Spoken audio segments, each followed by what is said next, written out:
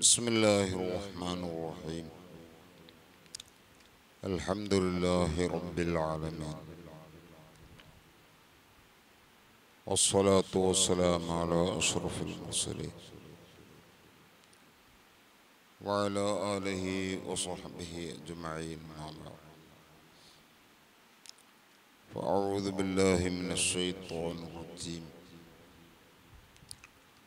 بسم الله الرحمن الرحيم يرفع الله الذين آمنوا منكم والذين أوتوا العلم درجات صدق الله مولانا العظيم وقال النبي صلى الله عليه وسلم العلم حياة الإسلام وعماد الدين صدق رسول الله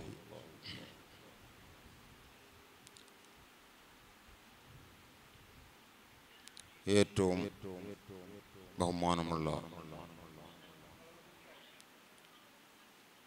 ബഹുമാനപ്പെട്ട കൊമ്പം ഉസ്താദ് അവറുകൾ, മറ്റു ഉസ്താദുമാരെ, സഹോദരങ്ങളായ വിദ്യാർത്ഥി സുഹൃത്തുക്കളെ,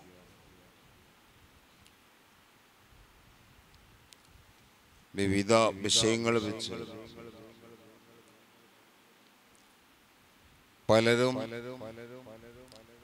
ക്ലാസുകൾ ഇവിടെ അവതരിപ്പിക്കുന്നുണ്ട്. ഞാൻ എല്ലാത്തിൻ്റെയും ഒരു തുടക്കമെന്നോണം ഉദ്ഘാടനം ചടങ്ങ് നിർവഹിക്കുകയാണ്.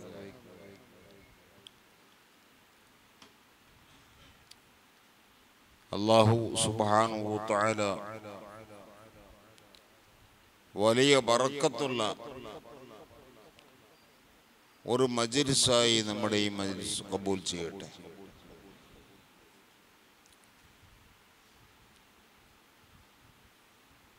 ഇസ്ലാമിൻ്റെ അടിത്തറയും അടിസ്ഥാനവും ഒക്കെ മനസ്സിലാക്കാൻ ദീനിയായ ഇൽമു ആവശ്യമാണ്. അതുകൊണ്ടല്ലേ നബിതങ്ങൾ അൽ ഇൽമു ഹയാത്തുൽ ഇസ്ലാം, ഒരു പ്രത്യേകമായ ഇൽമാണ് അൽ ഇൽമു അലിഫ്ലാം കൊണ്ട് വിശേഷിപ്പിച്ചത്. ആ ഇൽമ ലോകത്തുള്ള എല്ലാ അറിവും എന്നല്ല, ഒരു പ്രത്യേകമായ ഇൽമാണ് അൽ ഇൽമു എന്ന് വിശേഷിപ്പിച്ചു പോകുന്നത്. ആ ഇൽമ ഹയാത്തുൽ ഇസ്ലാം, ഇസ്ലാമിൻ്റെ ജീവാണ്. അപ്പോൾ ആ ഇൽമില്ലാതെ പോയാൽ ഒരു ജീവില്ലാത്ത ഇസ്ലാമാവും. ആ നാട് പക്ഷേ ഇസ്ലാമിക രാജ്യമാവും. പക്ഷേ അവിടുത്തെ വ്യക്തികൾക്കാർക്കും ഇസ്ലാമിനെ കുറിച്ച് ഒന്നും അറിയില്ല. അങ്ങനത്തെ രാജ്യങ്ങളില്ലേ? ഉമർ റളിയല്ലാഹു അൻഹുവിന്റെ കാലഘട്ടത്തിൽ ഇസ്ലാം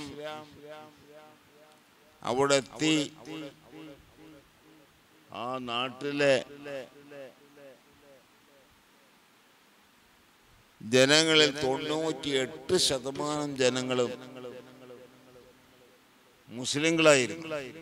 അങ്ങനത്തെ ഒരു രാഷ്ട്രം ഉസ്ബെക്കിസ്ഥാൻ എന്ന പേരിൽ അറിയപ്പെടുന്ന ആ രാഷ്ട്രം, ഇമാം ബുഖാരി തങ്ങളുടെ രാജ്യം അവിടെയാണ്, ബുഖാറ അവിടെയാണ്. ബഹുമാനപ്പെട്ട മാതുരീദ് ഇമാമിന്റെ രാജ്യവും അവിടെയാണ്. ഇമാം തിർമിദി തങ്ങളുടെ രാജ്യവും അവിടെയാണ്. പെരുത്ത മഹാന്മാരുടെ മക്ബറുകളും ഒക്കെ ഉള്ള രാജ്യം. ഒരു പ്രാവശ്യം ബഹുമാനപ്പെട്ട കൊമ്പ ഉസ്താദും ഞാനും വേറെയും കുറേ ആളുകളുണ്ടായിരുന്നു. അവിടെയൊക്കെ സിയാറത്തിന് പോയത് ഓർക്കുന്നു.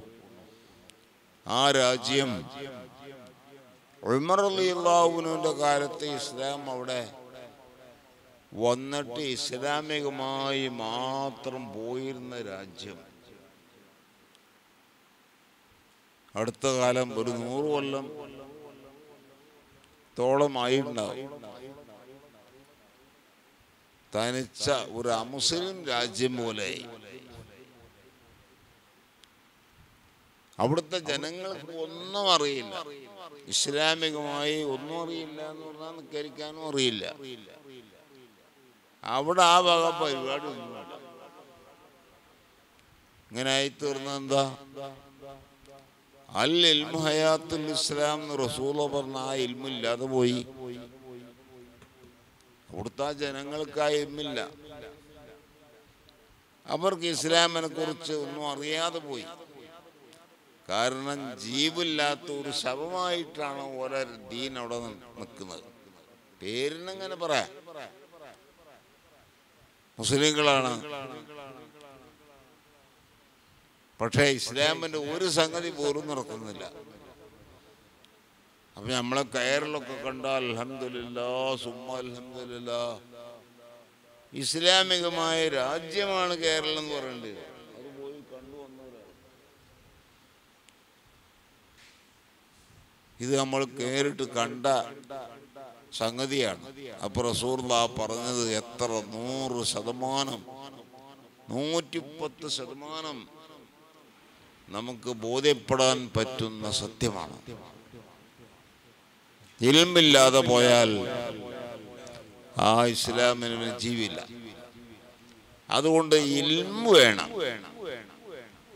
ഏതാണ് ആ ഇൽമു? അൽ ഇൽമു എന്ന് പറഞ്ഞാൽ അൽ ഇൽമു അൽ മബ്ഊസ് ബിഹി നബി സല്ലല്ലാഹു അലൈഹി വസല്ലം. നബി സല്ലല്ലാഹു അലൈഹി വസല്ലം തങ്ങളെ അല്ലാഹു ഏത് ഇൽമുമായിട്ടാണ് നിയോഗിച്ചത്? ആ ഇൽമാണ് അൽ ഇൽമു എന്ന് പറഞ്ഞാൽ. അപ്പൊ അതിൽ ഏതൊക്കെ പെടും? അൽ ഉലൂമു ശർഇയ്യ എന്ന പേരിൽ പിൽക്കാല പണ്ഡിതന്മാർ ശർഇയ്യായ ഇൽമുകളായി പറയപ്പെടുന്ന ഇൽമും ആ ഇൽമുകളൊക്കെ കരസ്ഥമാക്കാൻ ആവശ്യമായ വേറെ ചില ഇൽമുണ്ട്. ആ ഇൽമും വേണം. അതുണ്ടെങ്കിലേ മറ്റേ ഇൽമും നമുക്ക് ശരിക്ക് കരസ്ഥമാക്കാൻ കഴിയുള്ളൂ. അപ്പൊ ആ ഇൽമൊക്കെ ഉണ്ടാകുമ്പോഴേ അവിടുത്തെ ദീൻ പച്ച പിടിച്ചു നിൽക്കുള്ളൂ. അല്ലെങ്കിൽ ആ നാട്ടിലെ ദീന് ഒരു ഉണങ്ങിയ മരം പോലെ, ആ മരത്തിന് യാതൊരു പച്ചപ്പുമില്ല, ഒരു തണുപ്പും ആ മരത്തിൻ്റെ അരികിൽ നിന്ന് കിട്ടും ഇല്ല. ആ മരത്തിൻ്റെ ഇലകളൊക്കെ കൊടിഞ്ഞു പോയത് കൊണ്ട് ഉണങ്ങിയ മരല്ലേ, തണലും കിട്ടൂല. ഇതേപോലെയാണ് ദീന് ഇൽമില്ലാത്ത ദീനുമായി നടക്കുന്ന ഒരവസ്ഥ. അല്ലാഹു കാത്തുരക്ഷിക്കട്ടെ. അതുകൊണ്ട് ആദ്യമായി നമുക്ക് നിർബന്ധമായത് ഇൽമ് പഠിക്കണം. ശർഇയ്യായ ഇൽമ് എന്ന് പറയുമ്പോ ഖുർആന്റെ വ്യാഖ്യാനം ഉൾക്കൊള്ളുന്ന തഫ്സീർ, ആ തഫ്സീറുകൾക്കും എല്ലാത്തിനും അല്ലാഹുവിൽ നിന്ന് അതിൻ്റെ ആവശ്യമായ എല്ലാ ഘടകങ്ങളും എത്തിച്ചെന്ന് നബി സല്ലല്ലാഹു അലൈഹി വസല്ലം തങ്ങളുടെ ഹദീസ്, അത് നബി തങ്ങൾ പറഞ്ഞ, അവിടുന്ന് കാണിച്ചെന്ന് പ്രവർത്തിച്ച പ്രവർത്തനങ്ങൾ, അല്ലെങ്കിൽ അവിടുത്തെ അറിവിൽ പെട്ടുകൊണ്ട് ചെയ്ത കാര്യങ്ങളെ കുറിച്ച്, സ്വഹാബത്ത് ചെയ്ത കാര്യങ്ങളെ കുറിച്ച് അവർ ഒന്നും എതിർ പറഞ്ഞിട്ടില്ല. അതൊക്കെ റസൂലുള്ളാഹി സ്വല്ലല്ലാഹു അലൈഹി വസല്ലം അംഗീകരിച്ച അംഗീകാരങ്ങളാണ്. അതുമെല്ലാം കൂടുന്ന സംഗതിയാണ് റസൂലുള്ളാഹി തങ്ങളുടെ ഹദീസ്, ആ ഹദീസിൻ്റെ ഗ്രന്ഥങ്ങൾ. പിന്നെ ഇതൊക്കെ പഠിക്കാൻ ആവശ്യമായിട്ടുള്ള കുറേ ഇൽമുകൾ, മന്തിക്ക്, മആനി, ബയാന്, ഇങ്ങനെ തുടങ്ങിയുള്ള ഒരുപാട് ഇൽമുകളുണ്ട്. അതെല്ലാം പഠിക്കണം. അതെല്ലാം കൂടി ഇതെല്ലാം പഠിച്ച് ആറ്റിക്കുറുക്കി മുൻഗാമികളായ മഹത്തുക്കൾ നൂറ്റാണ്ടുകൾ മുമ്പ് അവർ ഓരോന്നിനും ഗ്രന്ഥങ്ങൾ രചിച്ചു. ഇസ്ലാമിക വിശ്വാസകാര്യങ്ങൾ ഇന്നതൊക്കെയാണ്. ആ വിശ്വാസത്തിൽ തെന്നിപ്പോയവരൊക്കെ പിഴച്ചവരാണ്. അവരൊന്നും നബി സല്ലല്ലാഹു അലൈഹി വസല്ലം തങ്ങൾ പറഞ്ഞ ആ വഴിയിലല്ല, ആ വഴിക്ക് അപ്പുറത്താണ്.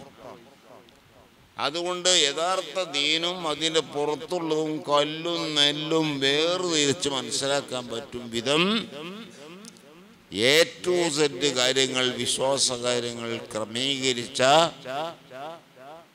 മഹാന്മാർ. രണ്ട് മഹത്തുക്കളാ മുൻകാലത്ത്. അതെല്ലാം കൂടി പഴയ പലതും വന്നപ്പോൾ അതിൽ നിന്ന് സുന്നത്ത് ജമാഅത്തിന്റെ വിശ്വാസ കാര്യങ്ങളൊക്കെ വേർതിരിക്കാൻ വേണ്ടി രണ്ട് മഹാരഥന്മാർ. ഒന്ന് ഇമാം അബുൽ ഹസനിൽ അശ്അരി തങ്ങൾ, 3-ാം നൂറ്റാണ്ടിലൊക്കെ 4-ാം നൂറ്റാണ്ടിലും ഒക്കെ ആയിട്ട് ജീവിച്ച് വഫാത്തായി പോയവരവര്. അശ്അരി ഇമാം. രണ്ടാമത്തെ ആള് അബൂ മൻസൂർ, ബഹുമാനപ്പെട്ട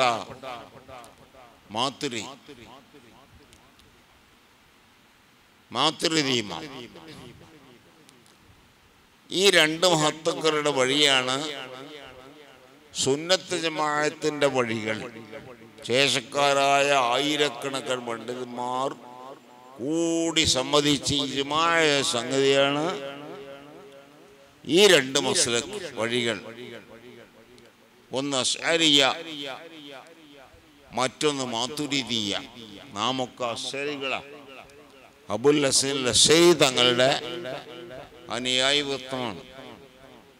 അബൂ മൻസൂരിൻ മാതുരിദി തങ്ങളുടെ അനുയായികളാണ് മാതുരിദിയ്യത്ത് എന്ന് പറഞ്ഞത്. ആ പറഞ്ഞ മാതുരിദി ഇമാമിൻ്റെ ഖബറിടമാണ് ഞങ്ങളൊക്കെ പോയ ഉസ്ബെക്കിസ്ഥാനിൽ ഞങ്ങൾ സന്ദർശിച്ചു എന്ന് പറഞ്ഞത്. അപ്പൊ അവരുടെ ആ വഴി അതാണ് സുന്നത്ത് ജമാഅത്തിന്റെ വഴി. ഈ രണ്ട് വഴിക്കും അന്യമായിട്ടുള്ള വിശ്വാസ കാര്യങ്ങളുമായി ആര് വന്നാലും ശരി, അത് നമുക്ക് അംഗീകരിക്കാൻ പറ്റില്ല. നാം അതിന്റെ പിന്നാലെ പോകണ്ട. അതൊക്കെ പെച്ചു നമ്മളിപ്പോ ഹുക്മ ചെയ്യണ്ട. പക്ഷെ നമ്മളാരും അതിന് പിന്നാലെ പോകാൻ പാടില്ല. അതിൽ പെച്ചതും പേക്കാത്തും ഒക്കെ ഉണ്ടാവും. അവരുടെ ആ കാലത്ത് അവർ ജീവിച്ച് മരിച്ചു പോയതല്ലേ. ഈ പറഞ്ഞ രണ്ട് ഇമാമുകൾ വന്ന് സുന്നത്ത് ജമാഅത്തിന്റെ എല്ലാ വിശ്വാസങ്ങളും മരിച്ച് പെറുക്കി സൂക്ഷിച്ചവരാണ് ഇവർ. അപ്പൊ ഈ രണ്ട് ഇമാമുകളുടെ വഴികളിൽ നിന്നും പെടാത്തൊരു വഴിയുമായിട്ട് പുതിയ ഒരാൾ വന്നാൽ എന്ത് പേര് കേട്ട് വന്നാലും ശരി, അതൊന്നും നമ്മൾ അംഗീകരിക്കാൻ പറ്റില്ല. അത് നമ്മുടെ കോടാനക്കോടി വരുന്ന പണ്ഡിതന്മാരുടെ ഏകോപന അഭിപ്രായമാണ്. പിന്നെ ഒന്ന് നമ്മളെ കർമ്മങ്ങൾ, വിശ്വാസകാര്യങ്ങൾ. അപ്പം ഞാൻ പറഞ്ഞു,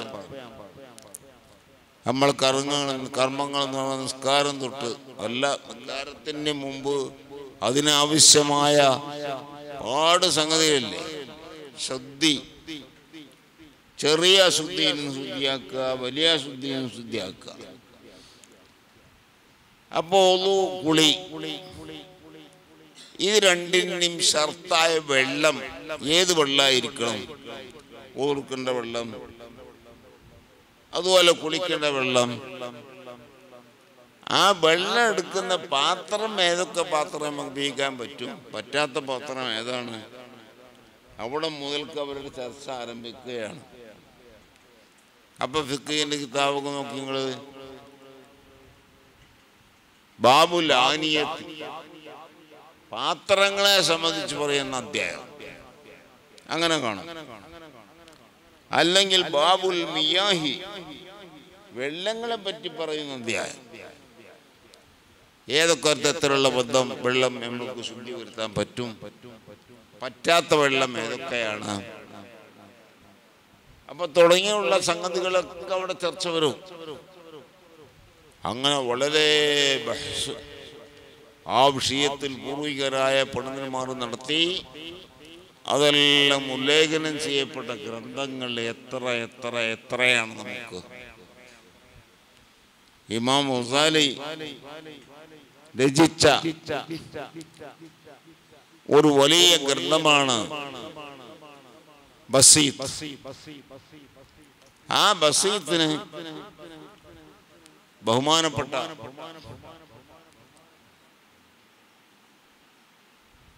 ഇബ്നു അബ്ദുസ്സലാം ഒരു ശറഹ് എഴുതിയിട്ടുണ്ട്.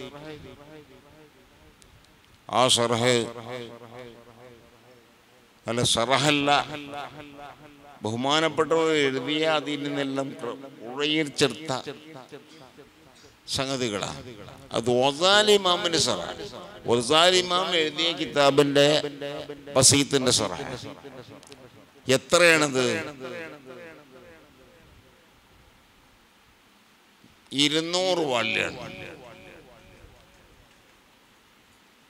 ആ 200 വാല്യത്തിൽ മുഴുവൻ കിടക്കുന്നത് ഫിഖ്ഹിന്റെ മസലകളാണ്. കർമ്മശാസ്ത്രം, ഇസ്ലാമിക കർമ്മശാസ്ത്രം.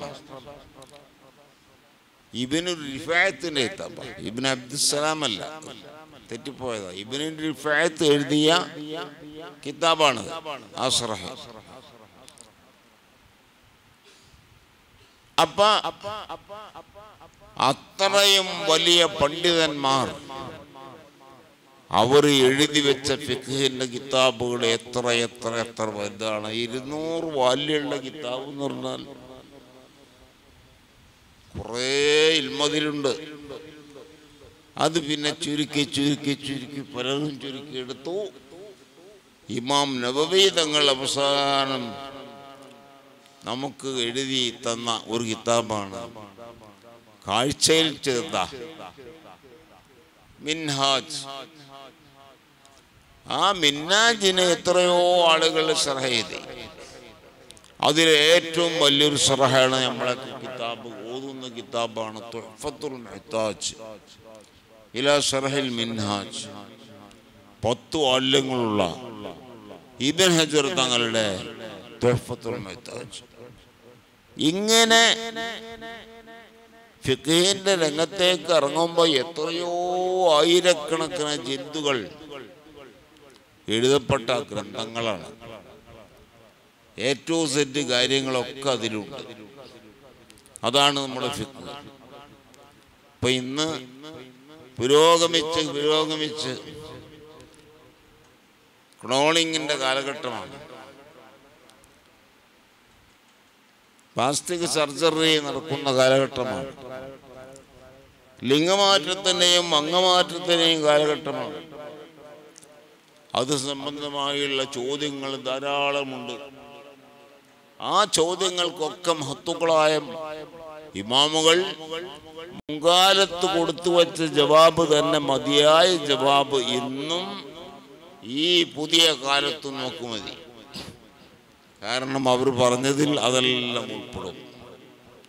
ആ നിലക്ക് കർമ്മശാസ്ത്രം പഠിച്ച് അതിനെക്കുറിച്ച്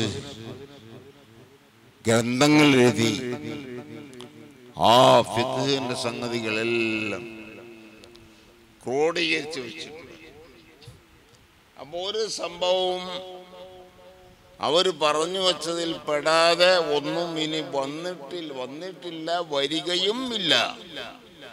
കാരണം എല്ലാത്തിനെയും ഉൾക്കൊള്ളിക്കുന്ന കവായിദുകൾ, അവർ നിശ്ചയിച്ച ചില കായികകൾ തന്നെ ഉണ്ട്.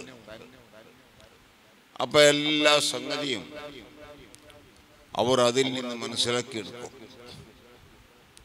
പിന്നെ അത് രണ്ടും ഇസ്ലാമിന്റെ വിശ്വാസങ്ങളാണ്. ഇൽമുൽ കലാം ഇസ്ലാമിന്റെ കർമ്മ രംഗമാണ്. ഇൽമുൽ ഫിഖ് അത് രണ്ടും തസവ്വുഫോടുകൂടി വലിയ ഭക്തിയോടുകൂടി ആയിരിക്കണം എന്ന നിലക്ക് ഇൽമു തസവ്വുഫ് മൂന്നാമത്തൊന്ന് കിതാബു തഫ്സീർ, കിതാബുൽ ഹദീസ്, പിന്നെ അതൊക്കെ കൂടി അതിൽ നിന്ന് വിശ്വാസകാര്യങ്ങൾ നമ്മൾ ഒരുമിച്ച് കൂട്ടിയതാണ് ഇൽമുൽ കലാം അഖീദന്റെ.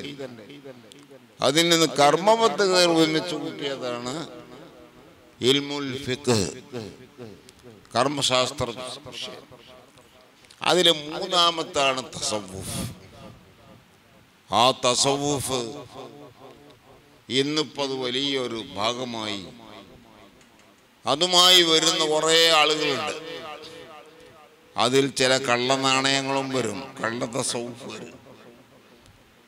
അത് വരാതിരിക്കാൻ വേണ്ടി മഹാനായ സയ്യിദ് ത്വായിഫത്തി അൽ ജുനൈദ് അൽ ബഗ്ദാദി റളിയല്ലാഹു അൻഹു, ജുനൈദ് അൽ ബഗ്ദാദി തങ്ങളുടെ നേതൃത്വത്തിൽ ക്രോഡീകരിക്കപ്പെട്ട ഇൽമു തസവ്വുഫ്, ഈ മൂന്ന് ഇൽമും നമ്മുടെ വിശ്വാസകാര്യങ്ങളും നമ്മുടെ കർമ്മ പദ്ധതികളും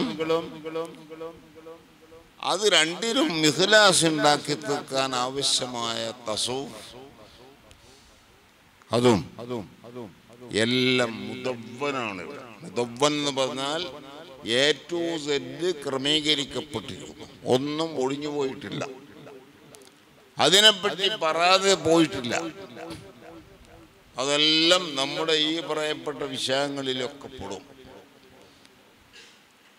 ഈ നിലക്ക് ഈ മൂന്ന് ഇൽമും ഇവിടെ മുദവ്വനാകുമ്പോൾ പുതിയ വിശ്വാസങ്ങളുമായി, പുതിയ കർമ്മപദ്ധതികളുമായി, പുതിയ തസവ്വുഫുമായി ആര് വന്നാലും അവർ പേച്ചതോ അതല്ല ശരിയായ ഹക്കായ മാർഗമോ എന്ന് തിരിച്ചറിയാൻ നമുക്ക് കഴിയും. അത് സാധാരണക്കാരല്ല ഇതിനെ ഏൽപ്പിക്കേണ്ടത്. നാം ഇൽമു പഠിച്ച് ഇൽമുൽ കലാം നാം പഠിച്ചില്ലേ, വിശ്വാസകാര്യങ്ങൾ നമുക്ക് അതിൽ നിന്ന് മനസ്സിലാക്കാൻ കഴിയല്ലോ. കർമ്മപദ്ധതികളും നാം പഠിച്ചതല്ലേ. നാം ഷാഫി മദ്ഹബുകാരാ. അപ്പൊ ഷാഫി മദ്ഹബ് പ്രകാരം നമ്മുടെ കർമ്മങ്ങളൊക്കെ എങ്ങനെയാകണം, എങ്ങനെ ആയിക്കൂടാ എന്ന് കല്ലും നെല്ലും വേർതിരിച്ച് നമ്മുടെ ഫുഖഹാക്കൾ എഴുതി വെച്ചിട്ടുണ്ട്. അതനുസരിച്ച് നാം സ്വീകരിക്കണം. അതിന് വിപരീതമായിട്ടാണ് പുതിയ ഷെയ്ഖ് വരുന്നതെങ്കിൽ അയാൾ ആ ഷെയ്ഖ് നാം അംഗീകരിക്കില്ല. അയാൾ കൊണ്ടുവന്ന വഴി നാം തസവ്വുഫിന് വഴിയാണെന്ന് പറഞ്ഞ് അംഗീകരിക്കില്ല. അത് നാം പഠിക്കണം. അപ്പൊ അതുകൊണ്ട് ഈ മൂന്ന് തരത്തിലുള്ള ഇൽമും, ഇൽമുൽ കലാം വിശ്വാസപരമായ ഇൽമ, പിന്നെ ഇൽമുൽ ഫിഖ് കർമ്മശാസ്ത്രം, പിന്നെ ഇൽമു തസവ്വുഫ് ഈ വിശ്വാസകാര്യങ്ങളും കർമ്മപദ്ധതികളുമൊക്കെ തസവ്വുഫ് ഉൾക്കൊണ്ടതാകണം. ഈ മൂന്ന് ഇൽമും ഇന്ന് ഇവിടെ ലോകത്ത് എവിടെയും ആർക്കും സംശയത്തിന് ഇടമില്ലാത്ത വിധം മഹത്തുക്കളായ മുൻഗാമികളായ പണ്ഡിതന്മാർ എഴുതി വെച്ചിട്ടുണ്ട്. അത് നാം കണ്ടെത്തി നാം പഠിച്ചാൽ അവിടെ പിന്നെ പുതിയ ആശയക്കാർക്ക് വരാൻ വഴിയില്ല. അപ്പൊ തുഹ്ഫയിൽ തന്നെ കാണാം, ഏത് വിഭാഗം ആളുകളും അല്ലെങ്കിൽ ഏത് വ്യക്തികളും ഉലമാ ഈ പറഞ്ഞ വഴിയല്ലാത്ത വഴിയിൽ കൂടെ വന്നിട്ടുണ്ടെങ്കിൽ അത് അവഗണിച്ച് തള്ളണം. അത് നമ്മുടെ വഴിയല്ല. നമ്മുടെ വഴി അശ്വരി ഇമാമിൻ്റെയും ബഹുമാനപ്പെട്ട മാതുരീദ് ഇമാമിൻ്റെയും ആ വഴിയാണ്. കർമ്മ പദ്ധതിയിൽ ഇതിനൊക്കെ എതിരായി വരുന്നത് അവിടെയും നമ്മൾ നോക്കേണ്ടത്. ഷാഫി, ഹനഫി, ഹംബലി, മാലിക്കി ഇത് ഈ മദ്ഹബ് 4 മദ്ഹബ് അതാണ് ഫിഖ്ഹിലുള്ളത്. ആ 4 മദ്ഹബിന്റെ ഇമാമുകളിൽ ഏതെങ്കിലും ഒരാളെ പിന്നെ തസവ്വുഫുമായി ആര് എവിടുന്ന് വന്നാലും ആ തസവ്വുഫ് ബഹുമാനപ്പെട്ട ജുനൈദ് റളിയല്ലാഹു അൻഹു, ജുനൈദ് ബഗ്ദാദി തങ്ങളുടെ ആ വഴിയാണ് സ്വീകരിക്കാൻ. ആ വഴിയല്ലേ സ്വീകരിച്ചു. ഇതെല്ലാം ജമ്മുൽ ജവാമിയിൽ ബഹുമാനപ്പെട്ട സുബ്കി ഇമാം അവസാനത്തിൽ, അതിൻ്റെ ജമ്മിൻ്റെ അവസാനത്തിൽ പറയും, നിങ്ങളുടെ വിശ്വാസപരമായി അശ്വരി മാതുരീദി രണ്ടിൽ ഒരു വഴി, രണ്ടാലൊന്ന്. കർമ്മപരമായി ഷാഫി, ഹനഫി, ഹംബലി, മാലിക്കി 4-ൽ 1 എന്ന പോലെ തസവ്വുഫുമായി ജുനൈദുൽ ബഗ്ദാദി തങ്ങളുടെ ആ വഴി തന്നെ. ഇതിനെതിരായി ഒന്നും സ്വീകരിക്കാൻ പാടില്ല. പിന്നെ നിങ്ങൾ പലതിനും പിന്നാലെ പോകുമ്പോഴല്ലേ ഈ പ്രശ്നങ്ങളൊക്കെ വരുന്നത്. അതുകൊണ്ട് അങ്ങനത്തെ ഒരു സംഗതികളും വരാതെ നമ്മുടെ വിശ്വാസങ്ങളും നമ്മുടെ കർമ്മങ്ങളും നമ്മൾ ഉൾക്കൊള്ളുന്ന തസവ്വുഫും എല്ലാം പരിശുദ്ധമാണ്. അതിലേക്ക് കളങ്കം ചേർന്നിട്ടില്ല. ആരെങ്കിലും ചേർത്താൻ വിചാരിച്ചാൽ നടക്കൂല. കാരണം അതെല്ലാം ഉല്ലേഖനം ചെയ്യപ്പെട്ടു വച്ചിരിക്കുന്നു. അതിനെതിരായി ആര് വന്നാലും ലവലേശം നാം അതിനെ അംഗീകരിക്കില്ല. പിന്നെ എന്തിനാ നമ്മൾ ബേജാറാകുന്ന ആവശ്യം? വെറും ഹദീസൊന്നും ആയത്തോന്നും പറഞ്ഞ കാര്യമില്ല. ആയത്തോതിയാൽ അതുകൊണ്ട് ശരിയാണ്. ആയത്തോതിയൊക്കെ എത്രയോ യുക്തിവാദികളും അവരുടെ വാദത്തിന് അനുകൂലമായി ചില ആയത്തോട് വ്യാഖ്യാനം ചെയ്ത് ആരെങ്കിലും കൊടുത്തിട്ടുണ്ടാവും. ആ ആയത്തോതിയിട്ട് അവരുടെ വാദത്തിന് തെളിവാക്കുക. ഇങ്ങനെ ഹദീസുകളൊക്കെ തെളിവാക്കും. ആര്? ഇതിനെപ്പറ്റി വിവരമില്ലാത്ത ആള്. അതുകൊണ്ട് ഞാൻ പറയുന്നു, വിദ്യാർത്ഥികളെ, നിങ്ങൾ ഈ കാലഘട്ടത്തിൽ അതെല്ലാം സമ്പാദിച്ചെടുക്കേണ്ട ആളുകളാണ്. നിങ്ങൾ അതിൽ പാളിച്ച പറ്റിപ്പോയാൽ സാധാരണക്കാർ പേച്ചു പോകും, ഉറപ്പല്ലേ? അതുകൊണ്ട് നിങ്ങൾ ഇങ്ങനത്തെ പരിപാടിയിലൊക്കെ പങ്കെടുത്തു. നമ്മൾ നല്ല പ്രസംഗകരായി, പാട്ടുകാരായി, എഴുത്തുകാരായി പല രംഗത്തും നമ്മൾ ഉയർന്നെങ്കിലും ഇൽമോനോട് നാം ഉയർന്നില്ലെങ്കിൽ ഇതിനൊന്നൊരു ഫലം ഉണ്ടാവില്ല. അതുകൊണ്ട് ശരിക്കും വിജ്ഞാനം സംഭരിക്കണം.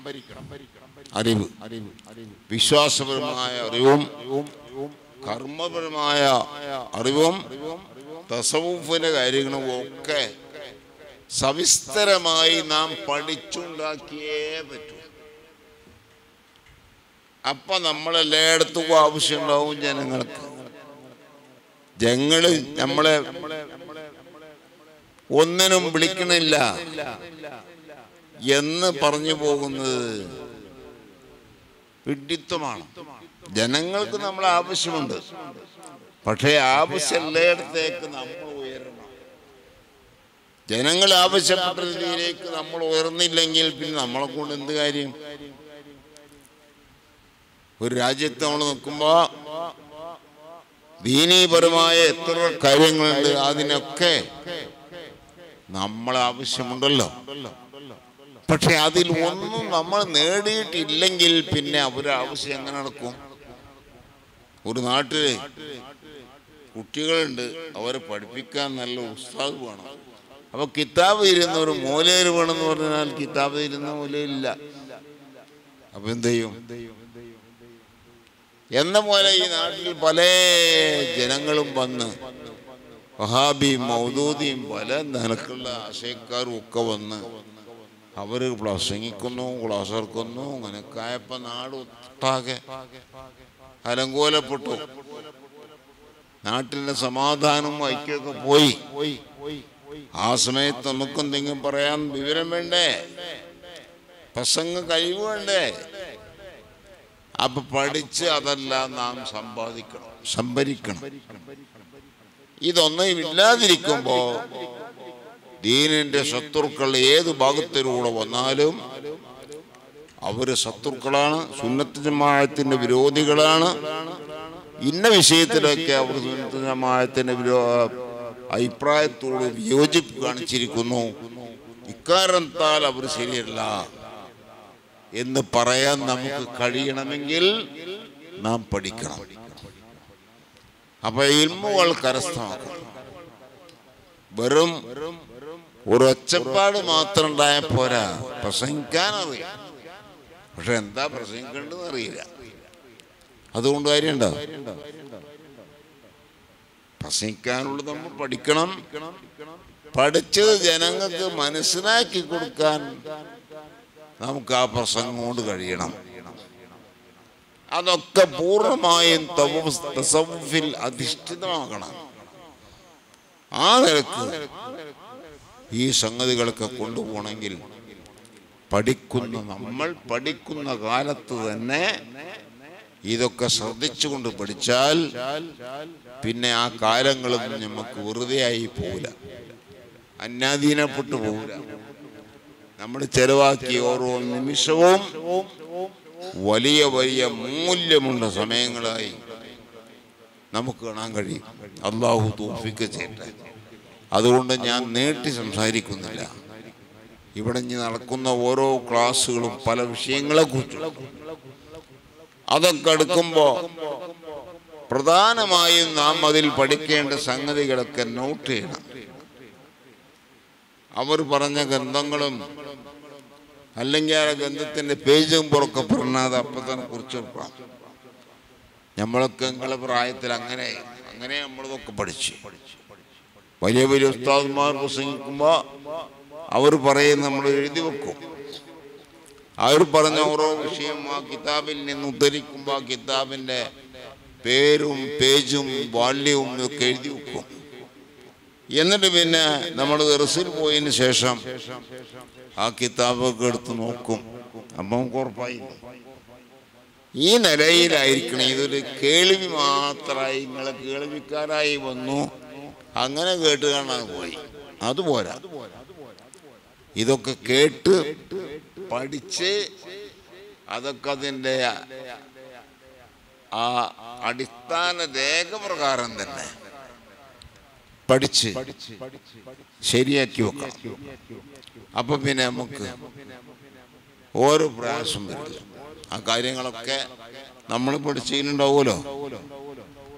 ഇന്നിപ്പോ പുതിയ കാലം വന്നു, ക്ലോണിങ്ങിന്റെ കാലം വന്നു, അംഗമാറ്റത്തിന്റെയും ലിംഗമാറ്റത്തിന്റെയും കാലം വന്നു. ആണ് പെണ്ണാവുക, പെണ്ണാണാവുക, അത് സംബന്ധിച്ചുള്ള പല സംഗതികളും പഠിക്കാണ്ട്. ഇതിനെപ്പറ്റിയൊക്കെ പഠിക്കാൻ ഇപ്പൊ പ്രയാസമൊന്നുമില്ല. കാരണം പഴയ കാലത്ത് ഉലമാവ് ഇതെല്ലാം ഫിഖ്ഹിന്റെ കിതാബിൽ എഴുതി വെച്ചിട്ടുണ്ട്. ആ പഴയ കാലത്തുള്ള ഉലമാവിന്റെ അരികിൽ നിന്ന് നമ്മൾ പഠിച്ച് പോന്ന അത്രയോ ആളുകളുണ്ടല്ലോ. പഴമക്കാരായ ഉസ്താദുമാരിൽ നിന്ന് പഠിച്ചവരുണ്ട്. ഇപ്പോഴത്തെ പുതിയ ഫാഷൻ പഠിപ്പുകൾ മാത്രം പോരാ. പഴയ ഉസ്താദുമാരിൽ നിന്ന് പഠിച്ച ഉസ്താദുമാരുണ്ടാവും, അവർക്കതെല്ലാം അറിയും. അതെല്ലാം പറയുമ്പോൾ ശരിക്ക് കേട്ട് ശ്രദ്ധിച്ച് അവർ പറഞ്ഞ കിതാബുകളൊക്കെ നോക്കുമ്പോൾ ഈ സംഗതികളൊക്കെ നമുക്ക് കാണാൻ കഴിയും. അപ്പൊ ഒന്നിനും നമ്മുടെ ഇമാമുകൾ പേച്ചു പോയിട്ടില്ല, മറുപടി കിട്ടാതെ തോറ്റുപോയിട്ടില്ല, എല്ലാം അവർ എഴുതി വെച്ചിരിക്കുന്നു എന്ന് നമുക്ക് ബോധ്യപ്പെടും. അപ്പൊ ആ നിലയിൽ വിദ്യാർത്ഥി സമൂഹം ഉയർന്നു വരണം, വളർന്നു വരണം. വലിയ വലിയ ശക്തിയുള്ള പണ്ഡിതന്മാർ അതിൽ നിന്നേ ഉണ്ടാകേണ്ടത്. ഇന്നിപ്പോ ജീവിച്ചിരിക്കുന്ന വലിയ വലിയ ആലിമീങ്ങളൊക്കെ ദർസിൽ പഠിച്ചവരല്ലേ. നമ്മുടെ സംസ്ഥയുടെ പ്രസിഡന്റും ജനറൽ സെക്രട്ടറിയായ കാന്തപുരം ഉസ്താദും അതുപോലത്തെ വലിയ ഉസ്താദുമാരൊക്കെ പഴയ കാലത്ത് ദർസിൽ പഠിച്ചവരാണ്. ആ ദർസ് വിദ്യാർത്ഥികളാണ് ഇന്നത്തെ നേതാക്കൾ. ഇന്ന് വിദ്യാർത്ഥികളായ നിങ്ങൾ നാളത്തെ നേതാക്കളാണ്. ആ ബോധം നമുക്ക് വേണം. നമ്മളാണ് ഈ ദീൻ നാളെ നോക്കേണ്ടത്. ഇന്നലെകൾ നോക്കിയ ഉസ്താദുമാർ എന്നും നമ്മുടെ മുന്നിൽ ഉണ്ടാവൂല. അവര് മരിച്ചുപോയി. എന്നാ പിന്നെ നമ്മളില്ലേ. അപ്പൊ അതുകൊണ്ട് നമുക്കും ഈ കഴിവൊക്കെ ആർജിക്കണം എന്നൊരു ശപഥം ചെയ്തിട്ട് വേണം നിങ്ങളൊക്കെ പിന്നെ നാട്ടിലെത്തി വീണ്ടും നിങ്ങൾ പഠിക്കുന്ന ഭാഗത്തേക്ക് പോകാൻ. കാര്യങ്ങൾ മുടക്കി കുറച്ച് അങ്ങനെ അങ്ങോട്ട് പോയാൽ അതുകൊണ്ട് എന്ത് കാര്യം? 8-10 കൊല്ലം പഠിക്കാൻ വേണ്ടി തീരുമാനിച്ച ഒരു മുത്തഅല്ലിം 5-8 കൊല്ലം തള്ളി നീക്കി. അപ്പൊ ഒന്നും പഠിച്ചില്ല. അപ്പൊ എന്ത് കാര്യം? അതുകൊണ്ട് എല്ലാ കാര്യങ്ങളും സവിസ്തരം പഠിച്ച് അതെല്ലാം നാം സമ്പാദിച്ചാൽ ഒന്നും നമുക്ക് നഷ്ടപ്പെട്ടു പോയില്ല. എല്ലാം നമ്മുടെ സമ്പാദ്യത്തിൽ വന്നല്ലോ. ആ നിലയിൽ എല്ലാവരും ആകണമെന്ന് ഒറ്റവാക്കിൽ ഓർമ്മപ്പെടുത്തി. ബിസ്മില്ലാഹിർ റഹ്മാനിർ റഹീം ഇന്നാ ഫതഹ്നാ ലക ഫതഹൻ മുബീന എന്ന ഖുർആൻ വാക്യം കൊണ്ട് ഈ പരിപാടി ഉദ്ഘാടനം ചെയ്തതായി അറിയിക്കുന്നു. വആഖിറു ദഅവാനാ അനിൽ ഹംദുലില്ലാഹി റബ്ബിൽ ആലമീൻ. അസ്സലാമു അലൈക്കും വറഹ്മത്തുള്ളാഹി വബറകാതുഹു.